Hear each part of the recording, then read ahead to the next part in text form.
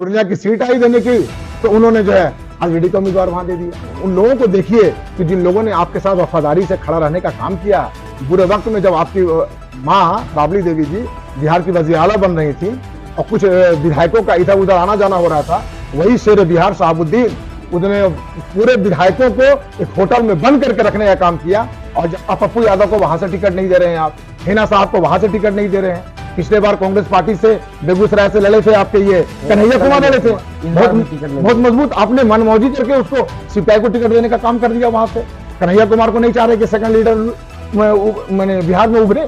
जो मेरा ख्याल कुशवाहा जेडीयू के एमएलए रहे हैं अत्याकारी से, जेडीयू के ये जिला के अध्यक्ष से गया के रातों रात ये आरजेडी ज्वाइन करते हैं और रातों रात इनको टिकट मिल जाता है। आपके परिवार को गाली दिया करता था वो जेडीयू से होकर के, तो जो गाली दे रहा है उसको आप टिकट दे रहे हैं। और जो शाहबुद्दीन साहब मर गए आरजेडी के लिए, उसकी बीवी को टिकट नहीं दे रहे हैं। 18% वाले को 2 टिकट, इन्होंने यादवों को 9 आदमी को टिकट देने का काम किया।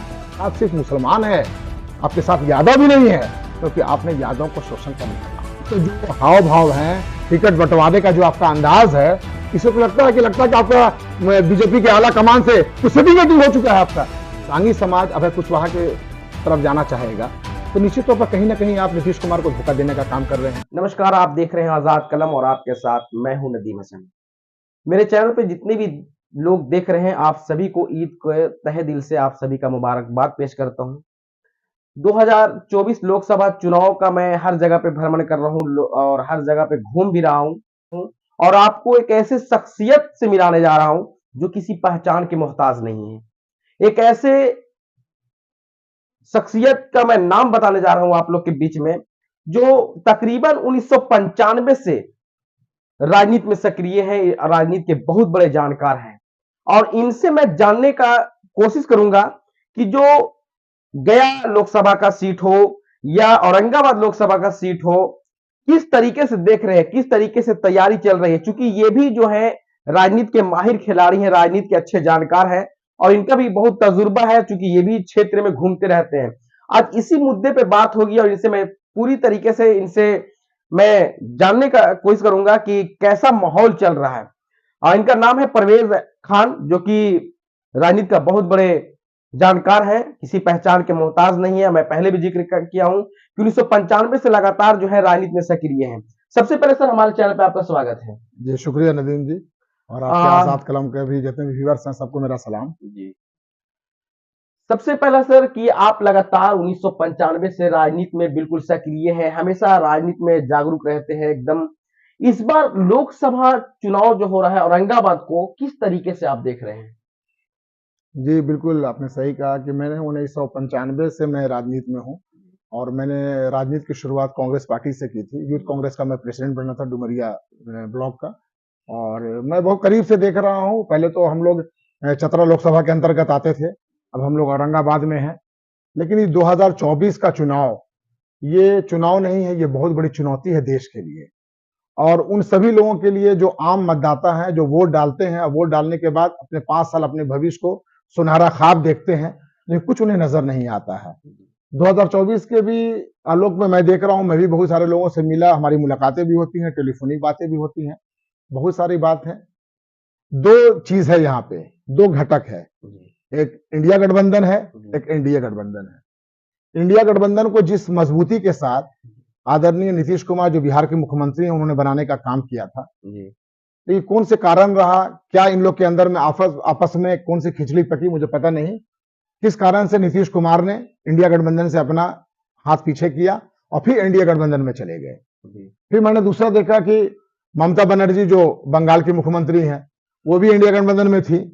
अचानक से पता नहीं उन्हें क्या हुआ, उन्होंने भी इंडिया गठबंधन से हाथ पीछे कर लिया, वो भी बाहर चली गई।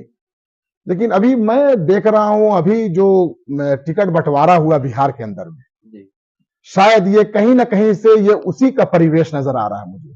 क्योंकि अभी जो इंडिया गठबंधन है, जिसने अभी टिकट का बंटवारा किया, टिकट अपने अलायंस को देने का काम किया, जिस लोकसभा क्षेत्र में अपने अलायंस को देने का काम किया, मैंने साफ साफ देखा कि अभी इंडिया अलायंस के सीट का बंटवारा नहीं हुआ। कौन सा लोकसभा किसे मिलेगा, कितनी सीटें मिलेगी, कौन सा उम्मीदवार होगा, कोई इन लोग का आपस में हुआ नहीं। इन लोगों ने उम्मीदवारों का घोषणा कर दिया, सैंबल बांटना शुरू कर दिया तो भाई और सैंबल में ऐसे ऐसे लोग सामने आए तो मुझे पता ही नहीं चल रहा कि इंडिया गठबंधन माने एनडीए गठबंधन के खिलाफ चुनाव लड़ना चाहती है कि वॉक ओवर देना चाह रही है, हारना चाहती है, मुझे समझ में नहीं आ रहा। मुझे जो इन लोग का टिकट का जो बंटवारा का है इसको मैं देख के बात कर रहा हूं कि आप कहां से लड़ाई में रहेंगे। आप अपने लोगों को ही कमजोर करने का काम कर रहे हैं। नदीम जी आप भी देख रहे हैं, आप पत्रकार की दुनिया में हैं। आप ये बताइए कि अभी जाप अध्यक्ष में पप्पू यादव की बात करूंगा। पप्पू यादव की अपनी एक पार्टी है, उन्होंने कांग्रेस आला कमान से बात किया कि मैं अपनी पार्टी को आपके में मर्ज कर दूं तो क्या विलय कर दूं तो आप क्या मुझे पूर्णिया सीट देंगे। वहां से ग्रीन सिग्नल मिल गया कि आप जाकर के लालू प्रसाद यादव जी का, तेजस्वी जी का आशीर्वाद ले लीजिए। वो उनके 2 दिन पहले उनके घर पर भी गए, उनसे आशीर्वाद लिया, बात बन गई। बात बनने के बाद उन्होंने अपनी पार्टी को कांग्रेस पार्टी में मर्ज कर दिया। जब पूर्णिया की सीट आई देने की तो उन्होंने जो है आरजेडी का उम्मीदवार वहां दे दिया, बीमा भारती को दे दिया वहां पर। अब पप्पू यादव कहीं के नहीं रहे। जो कमिटमेंट था वो कमिटमेंट को तोड़ने का काम किया आपने। पूरी दुनिया जानती है आरजेडी का मतलब लालू यादव, आरजेडी का मतलब शहाबुद्दीन मरहूम सिवान। क्योंकि आपको मालूम है कि जब नीतीश कुमार बिहार के मुख्यमंत्री हुआ करते थे, ये शहाबुद्दीन जेल में हुआ करते थे। कई बार उन्होंने मैसेंजर भेजा शहाबुद्दीन साहब को कि आप हमारी पार्टी में ज्वाइन कीजिए, सारे केस को खत्म करके मैं आपको बाहर लाने का काम करूंगा। लेकिन वो आदमी इतना वफादार आदमी रहा, मैं उसको सलाम करता हूं उस इंसान को। उस आदमी ने कहा कि नहीं, मैंने सियासत शुरू किया लालू प्रसाद यादव के साथ, आरजेडी के साथ, मैं मरना कबूल करूंगा लेकिन मैं लालू यादव को छोड़ना कबूल नहीं करूंगा। और आखिरी मौत भी उनकी आरजेडी परिवार में हुई। लेकिन जब चीज सर यहाँ पे आप शहाबुद्दीन का जिक्र किया, अभी राज्यसभा का टिकट के लिए बात हो रही थी, क्योंकि देखिए बिहार में लालू यादव के बाद शहाबुद्दीन का ही तूती बोलता था। तो यहाँ पर हिना साहब को टिकट न देना राज्यसभा का, कितना बड़ा द्वेष इसमें पैदा हुआ। आप नदीम भाई मैं वही बोल रहा हूं आपको, आप देख लीजिए कि आप सिवान में जाते हैं। अभी जो सिवान का कैंपेनिंग किया था तेजस्वी यादव ने, सिवान में जाने के बाद आप शहाबुद्दीन और उनकी फैमिली को आप इग्नोर करते हैं, उनकी वाइफ और बेटे को आप इग्नोर करते हैं। अब सिवान में शहाबुद्दीन और उनकी फैमिली को इग्नोर करने के बाद अब राजनीति कर लीजिएगा आप। आपको मालूम है कि 5-6 लोकसभा ऐसे हैं कि जहां शहाबुद्दीन साहब का वर्चस्व है, उनके चाहने वाले चाहते लोग हैं वहां पर, आपको बहुत नुकसान होगा। आप कैसी राजनीति कर रहे हैं भाई। खुद निर्दलीय भी खड़ी हो गई और हिना साहब निर्दलीय खड़ी हो गई आपका खेल खराब होने के लिए। तो आप टिकट का बंटवारा आप देखिए। दूसरे नंबर एक चीज है कि आप कम से कम उन लोगों को देखिए कि जिन लोगों ने आपके साथ वफादारी से खड़ा रहने का काम किया। बुरे वक्त में जब आपकी माँ राबड़ी देवी जी बिहार की वज़ीर आला बन रही थी और कुछ विधायकों का इधर उधर आना जाना हो रहा था, वही शेर बिहार शहाबुद्दीन उसने पूरे विधायकों को एक होटल में बंद करके रखने का काम किया। और जहां पर बहुमत की बात थी, सीधे विधानसभा ला करके बहुमत दिलवा करके राबड़ी देवी को मुख्यमंत्री बनाने का काम किया। और आप आज उस परिवार के साथ खड़े नहीं हो रहे हैं। आज शहाबुद्दीन साहब का दिल्ली में इंतकाल हो गया, पूरा लालू परिवार मौजूद है वहां दिल्ली के अंदर में, उसके बावजूद भी उनको देखने नहीं आए कोई लोग। 2 दिनों तक जनाजा पड़ा रहा, 2 दिनों तक दोनों उनकी बेवा बीवी और वो सामा साहब दौड़े चल रहे हैं, भीख मांग रहे कि मेरे वालिद को, मरहूम शहाबुद्दीन साहब को सिवान भेजवा दीजिए। कोई परिवार खड़ा नहीं हुआ। ये कैसी वफादारी है, कैसी मुसलमान के साथ आपकी मोहब्बत है। मुसलमान का चेहरा होते थे शहाबुद्दीन साहब, तो कैसी सियासत कर रहे हैं भाई। अभी लोकसभा का टिकट आपने नहीं दिया। अभी मीसा भारती आपकी जो बहन है, जिनको पाटलिपुत्रा से लोकसभा का चुनाव लड़ा रहे हैं, वो ऑलरेडी राज्यसभा की एमपी है। तो आपकी बहन राज्यसभा की भी एमपी है, उसको लोकसभा भी चुनाव लड़ा रहे हैं आप। अगर आप हिना साहब को राज्यसभा नहीं भेज सकते थे, मीसा भारती के जगह पर आप अगर हिना साहब को राज्यसभा भेज देते और मीसा भारती को लोकसभा लड़ा देते जैसे लड़ा रहे हैं आप, तो ऐसे राजनीति नहीं चलेगा। आप बिल्कुल, आप जो है एनडीए बहुत मजबूत घटक दल है, उसके खिलाफ अब इस तरीके से लड़ेगा तो कहां से काम होगा। आप पप्पू यादव को वहां से टिकट नहीं दे रहे हैं, आप हिना साहब को वहां से टिकट नहीं दे रहे हैं। पिछले बार कांग्रेस पार्टी से बेगूसराय से लड़े थे आपके ये कन्हैया कुमार लड़े थे, बहुत मजबूत। आपने मनमौजी करके उसको सीपीआई को टिकट देने का काम कर दिया। वहां से कन्हैया कुमार को नहीं चाह रहे कि सेकंड लीडर मैंने बिहार में उभरे जो मेरा काट करे। नवादा की बात में कर रहा हूं, राजवल्लभ यादव बहुत मजबूत, जेल के अंदर रहने के बाद भी उन्होंने अपनी पत्नी विभा देवी को जिताने का काम किया। उनके भाई को विनोद यादव को तेजस्वी यादव ने 3 साल पहले उनको बोल दिया कि आप लोकसभा की तैयारी कीजिए, आपको मैं टिकट दूंगा। अचानक से वहां देखिए श्रवण कुशवाहा को टिकट देकर भेज दिया। देखिए नवादा में वहां पर विनोद यादव खिलाफ लड़ने का चुनाव काम कर रहे हैं। तो आप तो कैसे लड़िएगा भाई, आप कैसे एनडीए को आप हटाने का काम कीजिएगा। ये आपके जो हाव भाव है, टिकट बंटवारे का जो आपका अंदाज है, इससे तो लगता है कि आपका बीजेपी के आला कमान से कुछ सेटिंग हो चुका है आपका कि आप बिहार की राजनीति कीजिए, दिल्ली में हमको रहने दीजिए। इसी तरीके से आप टिकट बांट के वाकओवर देने का काम कर रहे हैं, इसी तरीका से। औरंगाबाद लोकसभा की जो बात आपने किया नदीम बाबू, मैं आपको ये बोलना चाहता हूं, औरंगाबाद में बोरो प्लेयर पैराशूट से उतर गए हैं। अभय कुशवाहा जेडीयू के एमएलए रहे हैं टेकारी से, जेडीयू के ये जिला के अध्यक्ष से गया के रातों रात ये आरजेडी ज्वाइन करते हैं और रातों रात इनको टिकट मिल जाता है। जबकि कयास लगाया जा रहा था उपेंद्र प्रसाद का, निखिल सिंह का, ये सबको दरकिनार कर दिया गया। और ये कांग्रेस की सीट है, ये परंपरागत सीट है, ये छोटे साहब की सीट है, निखिल बाबू की सीट है, श्यामा सिंह की सीट है, समझ ये तो आप इस सीट को भी आप आरजेडी को देने का काम कर दिया, बिना उनको आप विश्वास में लिए हुए अपने उम्मीदवार घोषित कर दिया आपने, वो भी ऐसे उम्मीदवार को कि जो कल आपके परिवार को मतलब राजद कल आपके परिवार को गाली दिया करता था वो जेडीयू से होकर के, तो जो गाली दे रहा है उसको आप टिकट दे रहे हैं, और जो शहाबुद्दीन साहब मर गए आरजेडी के लिए उसकी बीवी को टिकट नहीं दे रहे हैं। कैसा मुस्लिम के साथ मोहब्बत है आपका, हमको तो समझ में नहीं आता। और मुसलमानों का वोट चाहते हैं आप कि हम गहीम भाई समीकरण को मुसलमान का वोट दे। एक चीज सर ये भी निकल के आ रहा है, सिर्फ मुस्लिम 22 सीट में, जैसे लालू यादव अपने दोनों बेटी को मुस्लिम को सिर्फ दो टिकट दिए, तो इसमें एक सवाल निकल कर आ रहा है कि क्या मुस्लिम सिर्फ 2 ही टिकट के लिए जीवित है? नदीम जी आपने बहुत अच्छा सवाल किया, हमको याद नहीं था, जहन में आपने याद दिला दिया। अभी भाजपा जातीय जनगणना के खिलाफ थी, तेजस्वी यादव ने लड़ के झगड़ करके जातीय जनगणना का काम कराने का काम किया, वो इसलिए कि जिसकी जितनी आबादी होगी उसको उतनी भागीदारी मिलेगी, ये इनका बकौल था। और अपने जुबान के बोलते कि मैं जुबान का बहुत पक्का हूं, ठीक है। तो भैया 18% आबादी बिहार में मुसलमानों की आई, 14% आबादी यादवों की आई, 18% वाले को 2 टिकट, इन्होंने यादवों को 9 आदमी को टिकट देने का काम किया। ये कहां से भाई, कैसे आप किस जाति जनगणना को कराने का काम किया था, कहां उनको आबादी के हिसाब से आप काम कराने का काम कर रहे हैं। और फिर भी कहते हैं कि एमवाई का समीकरण, एमवाई का समीकरण नहीं रहा इनका, मैं बता रहा हूं। अब इनका एमवाई का समीकरण बना है, नया बना है, वो मल्ला और यादव का। अच्छा। मुकेश साहनी जो शामिल हुए हैं, मुकेश साहनी, वाई एम तो खत्म हो चुका है, और वाई भी इनके साथ नहीं है नदीम बाबू।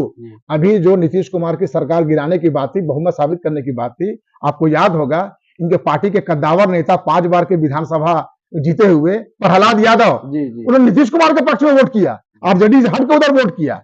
ये बोलते हैं माई और बाप की पार्टी, मतलब A to Z की पार्टी। तो चेतन आनंद बाप वाले में थे, A to Z में थे, किसको वोट किया उन्होंने? रमा देवी किसको वोट दिया? उन्होंने बीना देवी जो वोट किए, दो ठो उधर से किए, तो किसको? आपके साथ तो मुसलमान खड़ा रहा, मुसलमान जितने भी विधायक थे आपके साथ खड़े रहे।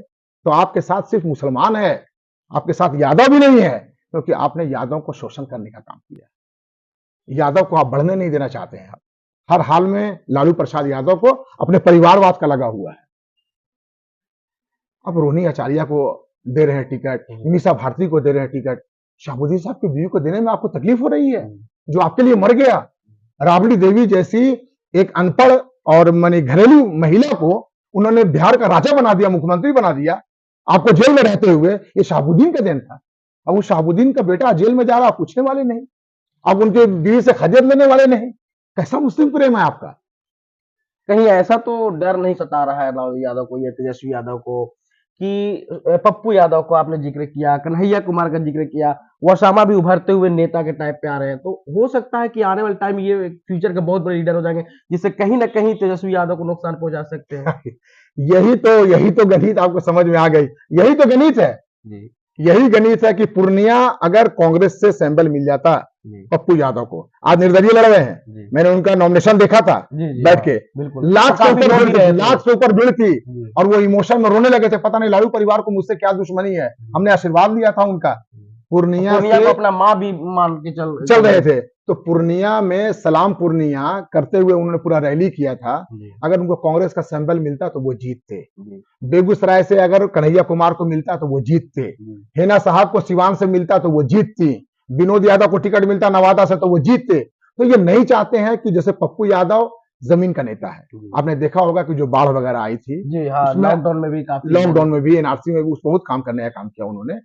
उसामा साहब उभर के आएंगे, कन्हैया कुमार, तो ये नहीं चाहते हैं कि तेजस्वी यादव के बनिस्बत कोई भी लीडरशिप उभरने का काम करे, तो इसको दबाने का काम कर रहे हैं ये। तो ऐसे आप एनडीए इतना मजबूत है, नरेंद्र मोदी के नेतृत्व में आज पूरे देश में एक अलग जुनून जगा हुआ है, समझा। उसको आप हराने के लिए आप अपने अलायंस में ही ठीक से समन्वय नहीं बैठा पा रहे हैं, आप कैसे लड़ेंगे आप? अच्छा, एक सवाल और सर कि देखिए अभी जगह जगह पे जितने भी दांगी समाज के लोग जो हैं वो अभय कुशवाहा को समर्थन दे रहे हैं।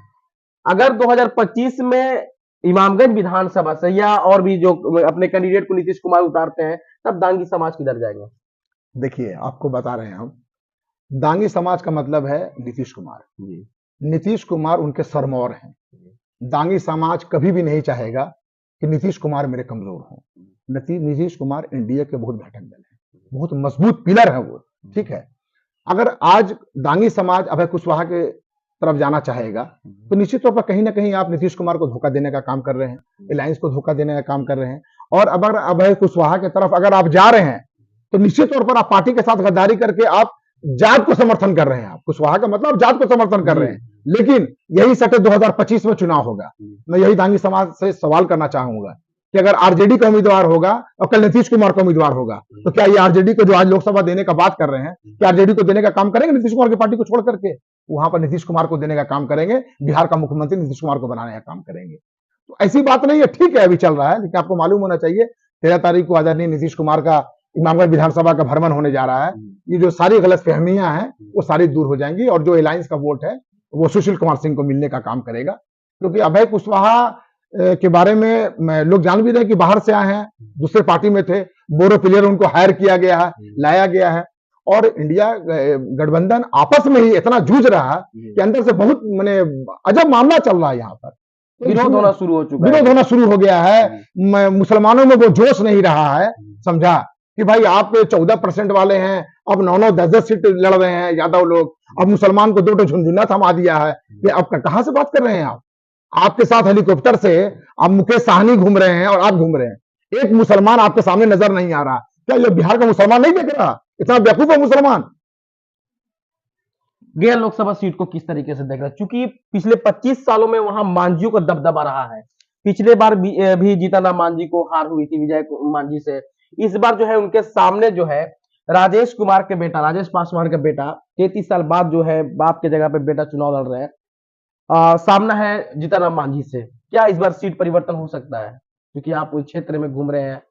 देखिए नदीम जी, ऐसे तो गया भी हम लोग का औरंगाबाद से ही अटैच है और हम लोग तो जाते ही हैं, शॉपिंग के लिए भी जाना आना भी बहुत तैयार भी रहते हैं वहां पर। एक तो आप पहले बैकग्राउंड जान लीजिए कि जो गया की लोकसभा सीट है वो एनडीए गठबंधन की सीट है।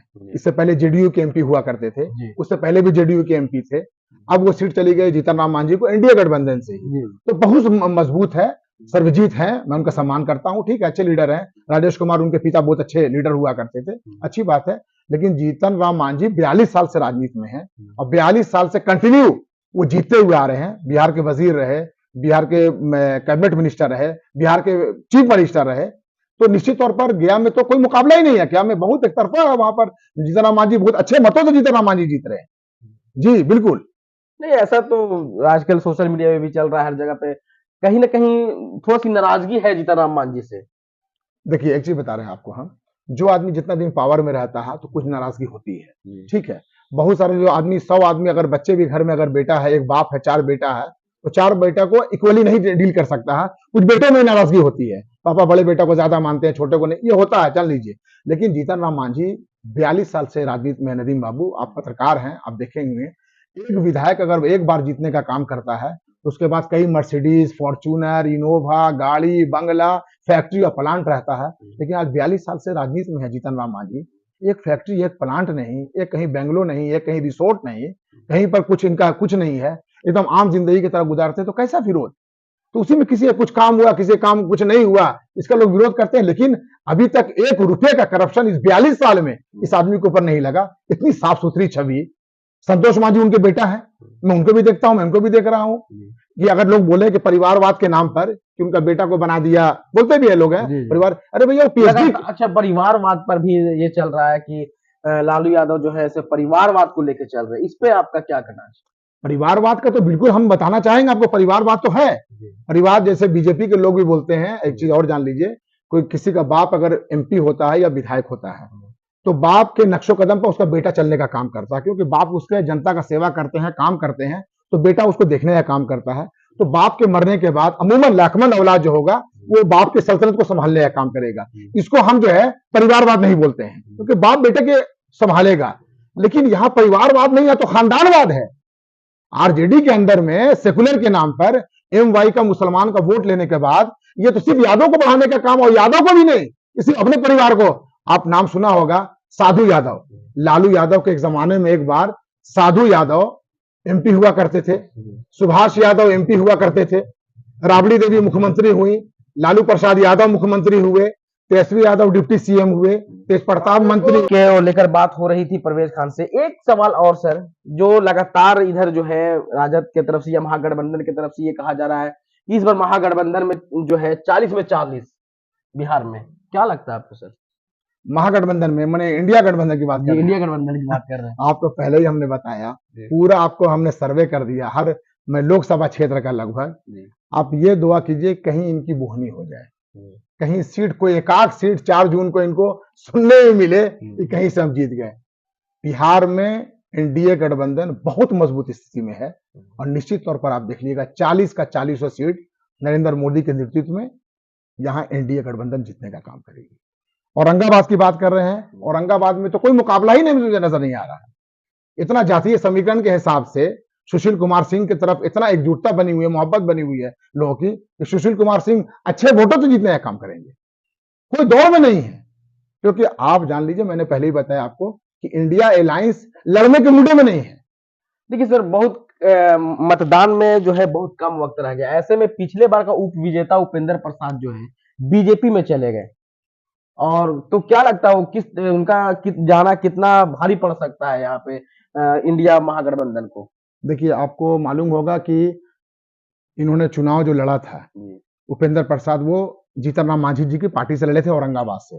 बाद में इन्होंने आरजेडी ज्वाइन कर लिया था और आज 5 सालों से ये औरंगाबाद लोकसभा संसदीय क्षेत्र में लोगों से मिलना जुलना उपेंद्र प्रसाद जी कर रहे थे, मिल रहे थे, इसी भरोसे पर कि मैं क्षेत्रीय हूं, मुझे टिकट मिलने का काम करेगा। लेकिन इन्हें टिकट नहीं मिला। इस तकलीफ को लेकर के वो आज जाकर के भारतीय जनता पार्टी में ज्वाइन करने का काम किया। तो इसलिए वो मैंने मेहनत किया, उन्होंने बहुत मेहनत करने के बाद उनको लगा कि जब चुनाव का समय आएगा तो पार्टी मुझे तोहफा के शक्ल में या सैंबल देकर लड़ाने का काम करेगी। क्योंकि जब टिकट बंटवारे का टाइम आया तो वहां मोटी रकम का डिमांड है, अच्छा खासा पैसा जो है आप पार्टी फॉर्म में जमा कीजिए आप, तब आपको टिकट मिलेगा। आज यही पार्टी में हो रहा है। आरजेडी में जो मोटे आप हम बता रहे हैं, आप भी सियासी शऊर रखते हैं, आप तो मीडिया में हैं, आप मुझसे क्या, मेरे ऐसे हजारों लोगों से मिलते हैं नदीम बाबू, समझा। आप बताइए कि कौन ऐसा मैंने करिश्मा कर दिया अभय कुशवाहा ने। कल तक जो जेडीयू का एमएलए, जेडीयू का ये जिला का अध्यक्ष आज रात में ज्वाइन करता है और कल रात में उसको यहाँ की टिकट मिल जाती है। तो बिना पैसे के सब खेल होने वाला है, सब लोग समझते हैं ये चीज। टिकट पहले ज्वाइन हुआ, उसके बाद इस्तीफा दिए। तो ये सब पैसे का खेल है, ये पैसा खुलेआम ढंग से चल रहा है, ये जनता समझ रही है। और बिहार के, मैं आपको बता देना चाह रहा हूं, बिहार के मुसलमान भी जो है बारीकी से निगाह रखे हुए हैं।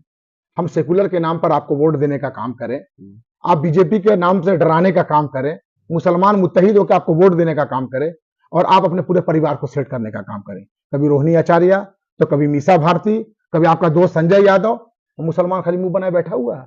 मुसलमान का इतना बड़ा चेहरा शहाबुद्दीन सिवान के, उनकी बीवी का कोई तवज्जो नहीं आपकी पार्टी में। उसामा साहब के बारे में अभी जो जेल में पकड़े गए उसामा साहब, इनसे मीडिया के लोगों ने पूछा तेजस्वी यादव से कि उसामा साहब को जेल हो गया, वहां पकड़े गए, तो बोले मैं इसमें क्या बोल सकता हूँ, कानून अपना काम कर रही है, इसमें मैं नहीं बोलूंगा। और उनके पिताजी के बारे में बोला जाता तो बोलते हैं कि कानून में फंसाने का काम कर रहा है, लोग उनको बदनाम कर रहे हैं, फंसा रहे हैं। एक को कानून अपना काम करेगा और यहाँ उनके पिताजी जो चारा घोटाले के मैंने मुद्दाले हैं, वो समझा, उनका पूरा एविडेंस के साथ उन पर कसूरवार साबित कर दिया गया, उसको बोलते हैं कि ये गलत है, फंसाया जा रहा है। तो ऐसे काम थोड़ा ही चलेगा। मुसलमानों के दिलों में टीस है, मुसलमान अभी भी दर्द महसूस कर रहे हैं वो, और इनका भरपाई मैं बता दे रहा हूं, ये लोकसभा में भी इनको पड़ेगा भारी, और जो विधानसभा 2025 का है इसमें भी भारी पड़ेगा। क्यों? कि जिसकी आपने वादा किया था पूरे बिहार के मुसलमानों के साथ कि जिसकी जितनी आबादी उसकी उतनी भागीदारी, तो 18% वाले को 2 टिकट और 14% वाले को 10 टिकट। 2020 का चुनाव में आपको याद दिला रहा हूं, शायद आपको याद होगा, जब 100 सीट पर आरजेडी 100 सीट पर जेडीयू लड़ने का काम किया था, 100 में इन्होंने 49 टिकट यादवों को बांटने का काम किया था। तो कैसी हमारी की पार्टी है भाई, कैसी A to Z की पार्टी है। अभी जो सरकार बचाने में गिराने में जो विधानसभा में जो हुआ, कोई भी आपके साथ नजर नहीं आया। केवल मुसलमान के जितने भी मुसलमान एमएलए थे आपके साथ खड़े थे, बाकी आपको यादव ने भी छोड़ दिया। A to Z वाले जितने भी थे, चेतन आनंद वगैरह, सब छोड़ के भाग गए आपको। तो मुसलमान के साथ आपको इंसाफ करना होगा। बहुत शुक्रिया सर हमारे चैनल पे जुड़ने के लिए आपको। और तो ये थे परवेज खान, जो कि बहुत ही बारीकी से चुनाव के बारे में बता चुकी, बहुत ही सक्रिय है, हमेशा राजनीति से जुड़े रहते हैं और पूरी तफसील के साथ इन्होंने अपना एक्सपीरियंस हमें हमारे चैनल पर साझा किया। आप बने रहिए हमारे साथ और देखते रहिए आजाद कलम। धन्यवाद।